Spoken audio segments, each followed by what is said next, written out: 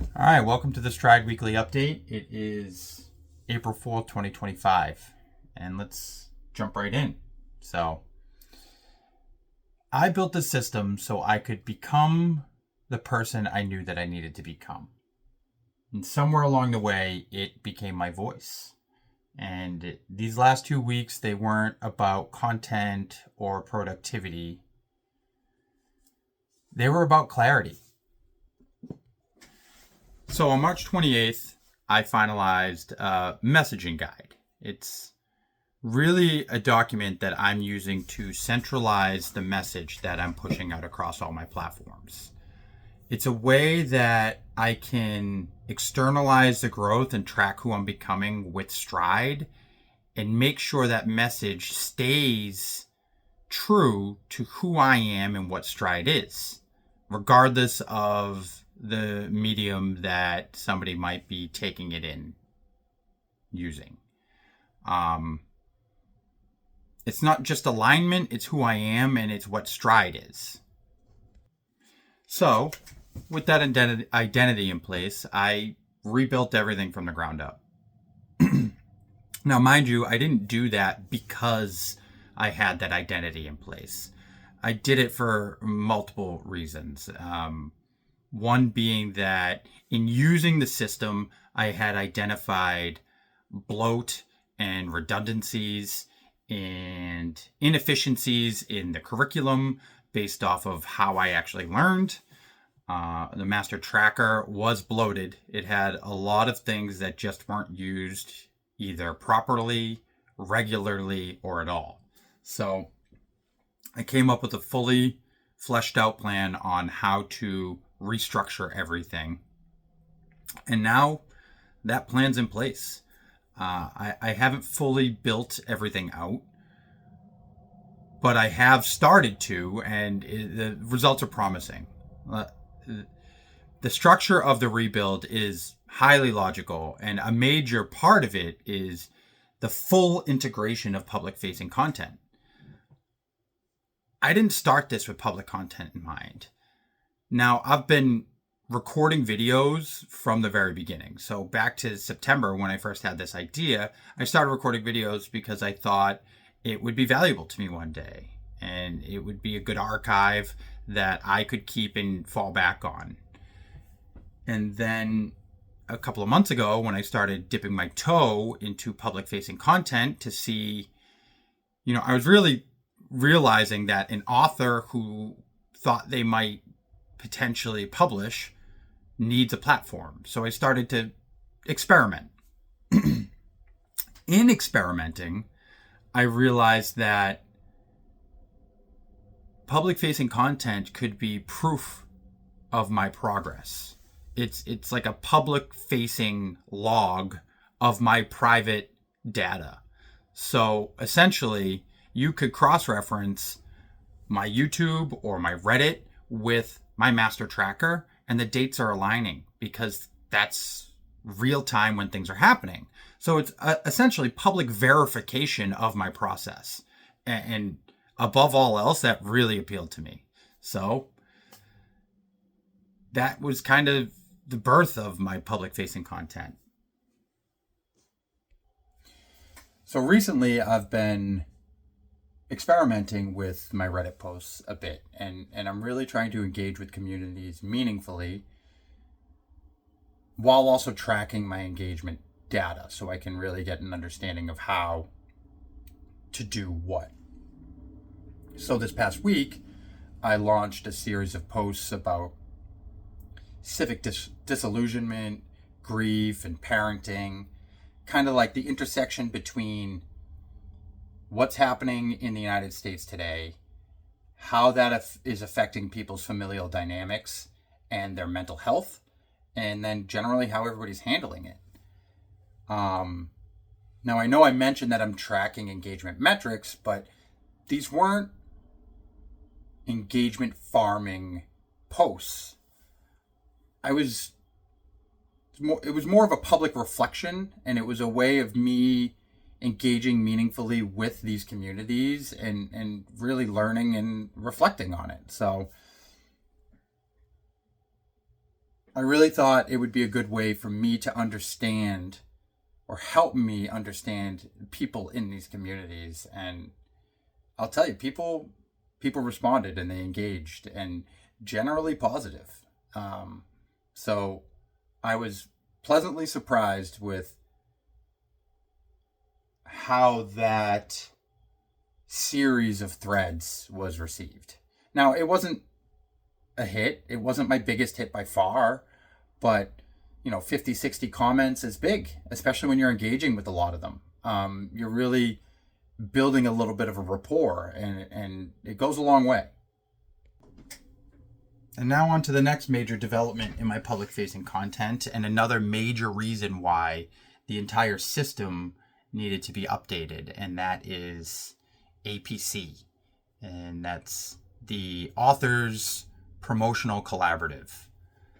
This concept was born of the idea that authors need to have a platform to launch their products and promote their stuff. I was grappling with the concept that I would have to build a platform, and I was starting to dip my toe into this process. And in doing so, I had to think it all the way through. How could I do this? How would I do this? I know I updated some of this on my last week's Reddit, so feel free to jump there and check it out. But really, it came down to authors helping each other boost and amplify their message and reach. It's a collaborative community where our socials and our content is listed, and members are encouraged to log in and spend about 10 minutes a week, and they can update all their new content in the promotion log so that other members can see their new stuff and engage with it. And then they're encouraged to engage with the content that other members have recently posted and actively boost. So like it, comment on it if you like it. While we're doing this, we're learning. We're seeing what other people are doing. We're seeing the engagement that they're getting from their approaches. We're seeing their platforms that they're using. So you'll find that some authors are really engaging with communities on, say, Instagram and Facebook, while others are using TikTok and others are using Reddit and other. So this is a way for us to collaboratively learn from each other's approaches, see the impact of each other's approaches, and actively boost our content as a whole, all while being low lift. I don't know. I've never built a community before. I've never really engaged with people online in any kind of manner. So this is new for me, but I conceptualized it and built it from the ground up. It works off of a shared Google Sheet, which is kind of like a tracker. With my background as a project manager, this is exactly what you do in project management. People build out a Google Sheet and it gets shared across teams, and you all work off of the same sheet. So why can't we do that here? And that's what we're doing. So I put together the Google Sheet. I found that it was suggested we should have a Discord, which I've never used. So I put together a Discord server, and now we have 10 members of varying genres, experience, some published, some not published, some writing, some at all different stages of their journey, all different fields of knowledge, all different geographies from all over the world.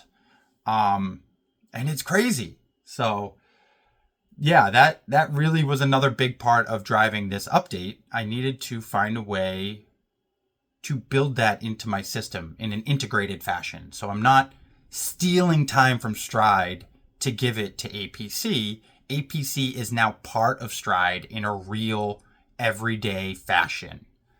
I can't tell you how excited that every time I interact with one of these members and seeing how they feel about essentially what I've built. Like, I know it seems a little self-serving, but it feels good. It feels weird. I really like to fall back on my number one core principle, which is progress over validation. But we all know validation feels good. So it's been a fun thing to really grow into, and I'm excited to see where it goes. And that kind of brings me a little bit back to the Stride update. It's so all encompassing. Like it's a whole new animal, and that's exciting. I, to go to my second core principle, it's iteration invites improvement, and everything I do is based off iteration. Why my online handle is iterative improvement.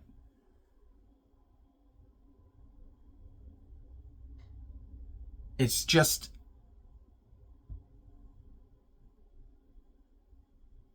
sorry, I can't believe that. It's iterative intention. But anyway,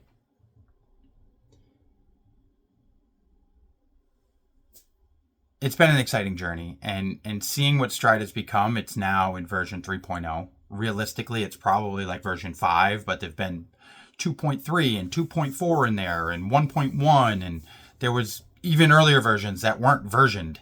So it's amazing to see what's grown in 7 months from nothing to now. Um, so anyway, I think the last major thing this week was actually this morning. And it actually came from crawling back into bed with Tracy. I had been awake for about an hour, and I just crawled in and snuggled her and told her I loved her, and she whispered it back. And I had this realization that I've spent my whole life thinking of myself as other. And the concept of that wasn't real to me before this process. I've only learned of that concept through the books that I've read for this purpose. And I had understood the concept and applied it to the theories and concepts that I've read about it but I hadn't applied it to myself or found how it applied to myself. I hadn't actively tried to apply it to myself. And I just got punched in the face with it while I was laying there, that like in moments like that in the past, I was still thinking about me, my goals. I would have been laying there thinking about when can I have my next cigarette. I would have been laying there thinking about 5 different things that benefited me or were my direct goals. And that doesn't mean that I wasn't engaged with family or loved ones.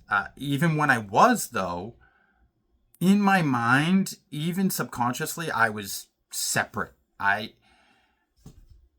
felt like I was not of anything. I was me. And this morning, laying there, I felt for once in my life, and I realized that I had been feeling it for months, that I'm not separate anymore. I'm not other. I am speaking with my voice, and that voice is part of everything that I want to be.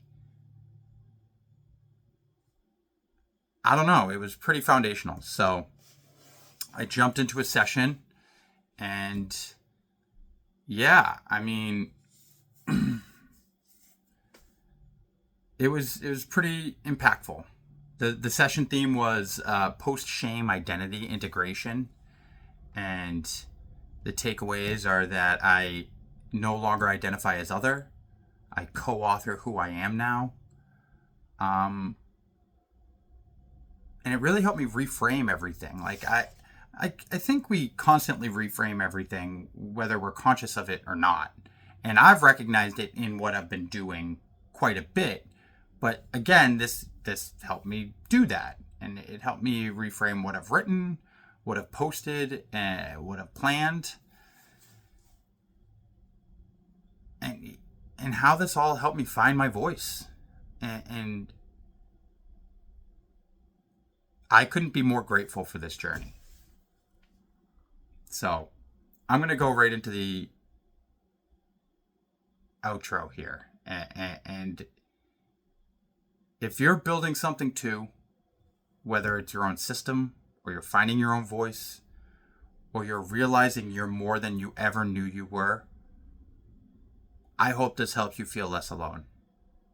Drop a comment, interact, subscribe,